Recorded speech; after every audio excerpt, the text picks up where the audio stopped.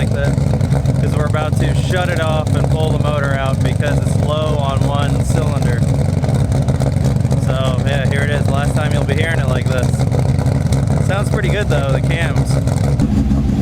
Well, here we go. So next time you guys will hear or see this thing running, it'll be NA again.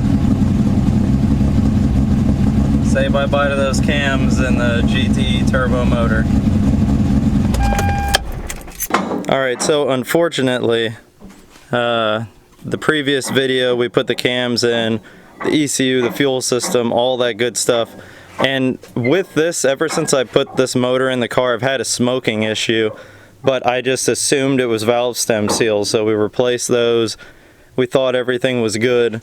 However, though, when we went to tune the car at induction, they did a compression test, and cylinder number 6 was about 70 psi low.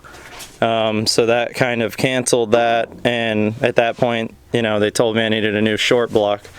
So we're back at Mike's, and I have the decision to make to either pull this and put a built short block in it and go for, you know, 800 horsepower as planned, or the other option, put this thing pretty much back to stock, put a non-turbo engine in it, but instead of putting an auto trans, put a 5-speed trans, and just leave the car like that for a while. And I think that's the route I'm going to take, and it's purely a financial decision.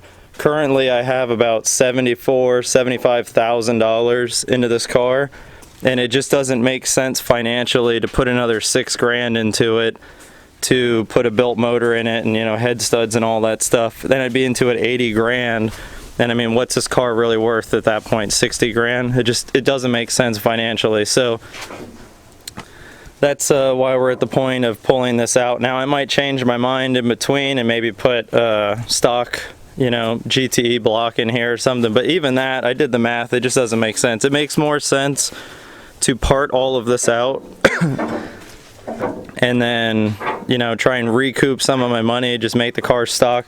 The car will still look the same on the outside and on the inside.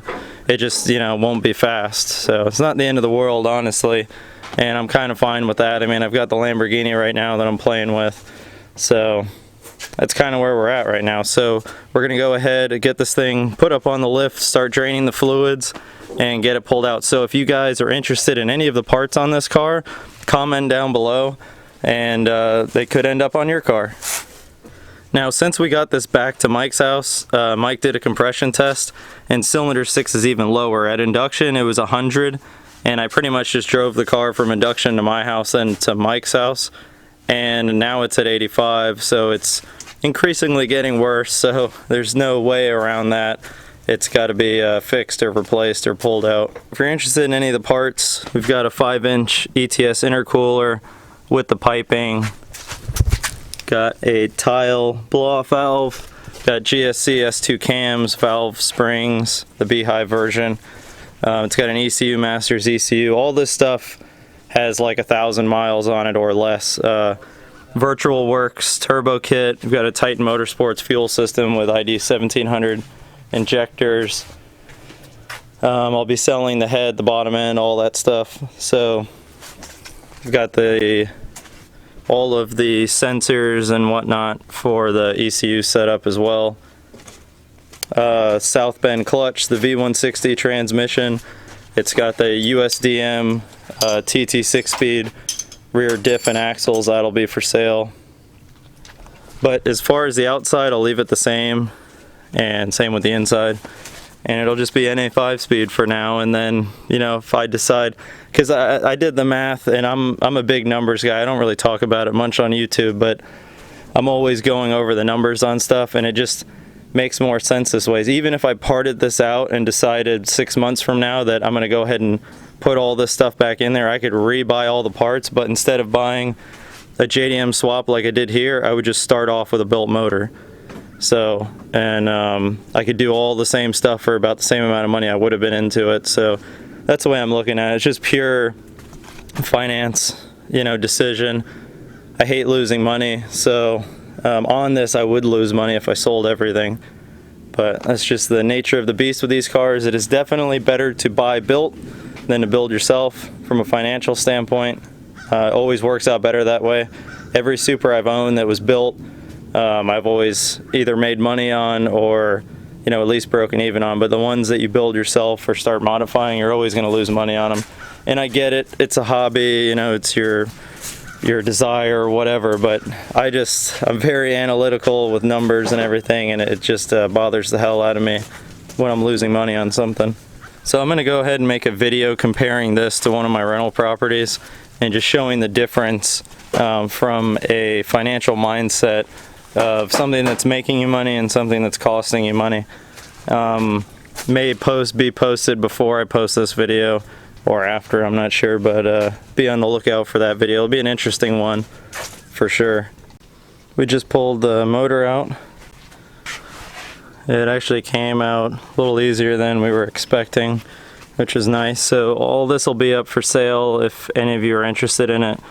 V160 transmission, South Bend stage 3 clutch, Virtual Works turbo kit, Titan Motorsports Fuel system, 1700 injectors, and I just sourced a non-turbo motor from a local JDM engine importer, so hopefully we'll be picking that up tomorrow or having it delivered.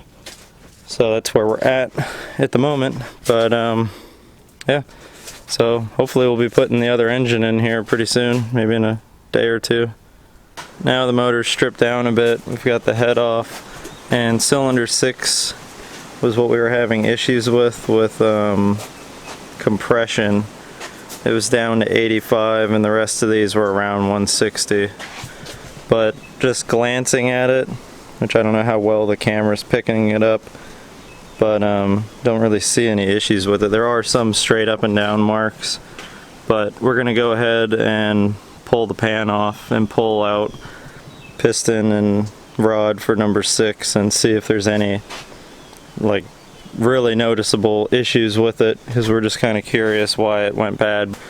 Alright, we've taken off the 2 oil pans and disconnected the rod from the crank, and now Mike's just tapping it up out of the cylinder.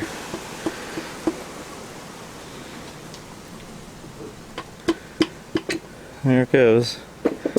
So hopefully we'll see an issue with it. Oh wow, look at the side of the piston. That's bad. Wow, look at that one. It's broken. Piston's cracked right there and right there. Well, now we know the problem, which we figured it was something piston related, but we just didn't know the extent of it. We thought it might have just been a stuck ring or something, but yep, cracked ringlands and scoring on the piston. Just put you guys down and walked away, and when I walked back over I noticed this. Watch this. There goes the ringland. So the piston did break. You can see it just, oh, I'm getting the shadow in there, but you can kind of see in there that it just ripped right off the piston. You can see all the jaggedness of the casting in there. So that could have been pretty bad if that popped off while it was running. So yeah, the piston's definitely seeing better days. So I was thinking, I was like, that looks familiar, but Yeah, it looks like something you would make, not me. I think it came that way from Japan. That's what I'll blame it on anyway.